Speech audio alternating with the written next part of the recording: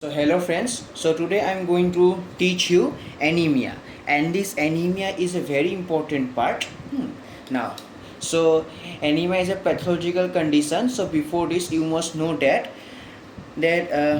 yes, earlier I taught you about the normal hemoglobin concentration in adult males, adult females and newborns, and also about normal RBC concentration, so here in adult males and females. So basically about a normal hemoglobin range. So here you also know that is why that is adult females have lower hemoglobin concentration than adult males. So the first one is about hormones, and the second one is about menstruation. So I discussed this in the last class, and also that is why newborns have higher hemoglobin concentration. So you can see here that is hemoglobin concentration varies with age and also on the basis of sex. So therefore, as adult males and females have different hemoglobin concentration, and newborns also have different hemoglobin concentration.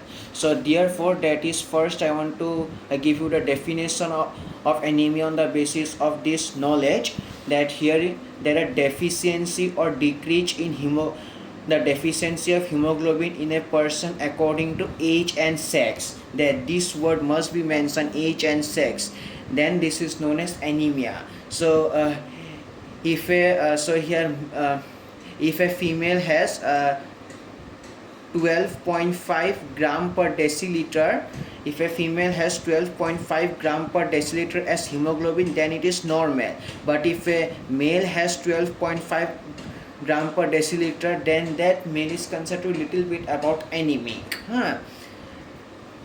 So that's all about a definition. So now that is I am going to explain you. So here different types of anemia. So first of all that I am going to explain you about here aplastic anemia.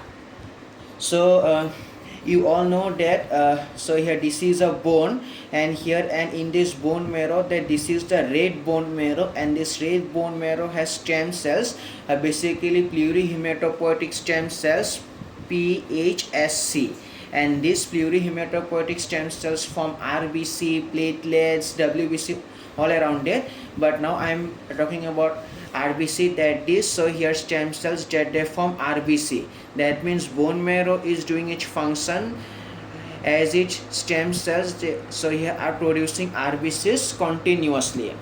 But consider that so here chemicals, chemicals or radiations have striken the bone marrow. So here that is chemicals or radiation strike this red bone marrow. As a result, what happens that so here the stem cells of this bone marrow are destroyed, or no stem cells are produced. So here that is, if no stem cells, so therefore no RBC production. So this sign shows that stem cells are destroyed. So here, and second reason is an autoimmune disorder. So here that is in this, yes, you will study about this also, that in the chapter immunity also. But now I am little bit that in autoimmune disorder you can see here that is autoantibodies form, and this again autoantibodies damage the red bone marrow. So therefore no stem cells production. So therefore no stem cells cross. If no stem cells, that means no RBC production. So so I think you are able to guessing what happens in aplastic anemia. So now so that is one thing normal is that, so here bone marrow's normal function is to produce RBC. So this is about a normal situation. But here that is abnormal is that, in this case you can see here that is so here chemicals and here autoantibodies that they damage the RBC. So therefore I have written, but due to chemicals, radiations, autoimmune disorders, basically autoantibodies, bone marrow damage, so therefore no RBC production. So therefore definition I have written that anemia occurring due to lack of functioning of bone marrow or bone marrow aplasia is known as aplastic anemia. So you can now distinguish between this normal and here abnormal. So this is the main concept of aplastic anemia. Now I am also giving the details given in your book guide. So friends, you can see here that is in your book also guidance is mentioned about aplastic anemia. So here bone marrow aplasia means lack of functioning of bone marrow, and here also basically exposed to high dose radiation or chemo. So here chemotherapy can damage, so this is a very important word, can damage stem cells of the bone marrow followed in a few weeks by anemia. So here, and also basically autoimmune disorders mentioned, and here high dose of certain chemicals such as insecticides, benzene in gasoline may also cause same effect. And here also such as lupus in about half of, and here people, and here basically, and how is the treatment done? So therefore people with severe aplastic anemia die unless treated with a blood transfusion such as temporary increase the number of red blood cells or by bone marrow transplantations. So that's all about aplastic anemia. So now I'm going to explain megaloblastic anemia. So now friends, so before understanding about megaloblastic anemia, you have to understand the importance of vitamin B12 and folic acid. So first of all, and yes also, that is you will study about this vitamin B12 and folic acid in a biochemistry also. So first of all, that this is a homocysteine, that is homocysteine is converted to methionine with the help of vitamin B12, and similarly that with the reversal, that this dihydrofolate converted to tetrahydrofolate. So both these reactions require vitamin B12, and here, so here folic acid, that means tetrahydrofolate is also a folic acid, and here that is folic acid has different forms. So here methyl tetrahydrofolate, dihydrofolate, you will study this in biochemistry. And then this, so here it is tetrahydrofolate converted to, so here 5-methylene tetrahydrofolate, and again that is 5-methylene tetrahydrofolate converted to dihydrofolate, and here that is, and with the reverse, that is deoxyuridine monophosphate converted to deoxythymidine monophosphate, and this leads to DNA polymerase, and then this leads to DNA mature or the maturation of DNA.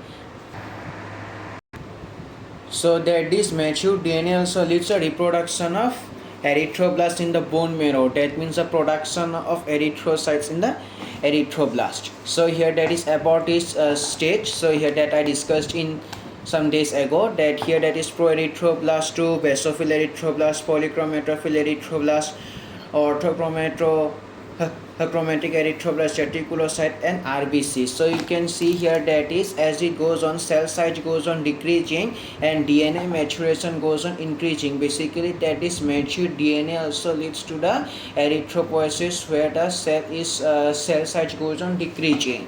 But here that in case of megaloblastic anemia, so you can see here that is no DNA maturation done. So as vitamin B12 and folic acid are absent, deficient, so therefore no reproduction of erythroblast in the bone marrow. That means the no formation of RBC from proerythroblast. So therefore that is within this stage, so here erythroblastic stage, that this stage remains stops. So therefore that is, and this the size of this erythroblast is greater than that of RBC. So therefore that is in megaloblastic anemia, the size of RBC is greater, and due to that region is also known as macrocytic anemia. And now I am going to explain you the region.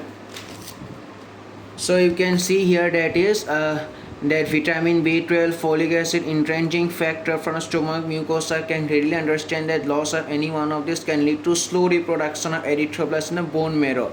So here basically the formation of RBC or erythrocytes from the proerythroblast, and here that is, as a result, red blood cells grow too large with oat cells, so therefore megaloblast. Because as I discussed that this size goes on increasing, that means size of this RBC is smaller than that of this erythroblast, you can see, and due to that region, and this erythroblast appear in the blood as a RBC, and their size is greater than that of normal RBC. So therefore that is red blood cells grow too large with oat cells. And here also there is stomach atrophy. Yes, so here that is, you know that is for the DNA maturation, vitamin B12 and folic acid required, and this absorption of vitamin B12 is also required. And for this absorption also, that is one of the most important thing, that is intrinsic factor is released by this stroma, and this intrinsic factor causes absorption of vitamin B12 and folic acid in small intestine. Yes, this concept you will have to study in your GIT physiology, but now I'm going to give a brief idea. Here that is IF causes, so here absorption of vitamin B12 and folic acid, so therefore that its deficiency also causes megaloblastic anemia, and due to this, so here basically that is stomach atrophy where intrinsic factor not produced is occurs in pernicious anemia, or here intestinal screw also like this. So that's all about about the megaloblastic anemia and aplastic anemia. And also in the next class I am going to discuss about iron deficiency anemia and hemolytic anemia, and also finally I am going to discuss that is about this morphological classification, how you can easily remember this. So therefore that is macrocytic, that means the size of RBC that is found in the bone marrow is greater than the normal size, and therefore now you can understand that is vitamin B12 and folate deficiency, how they cause a macrocytic anemia, I think. But don't worry if you are unable to understand, but finally I am going to explain all this morphological classification given in your book in details, because and this will give interest also.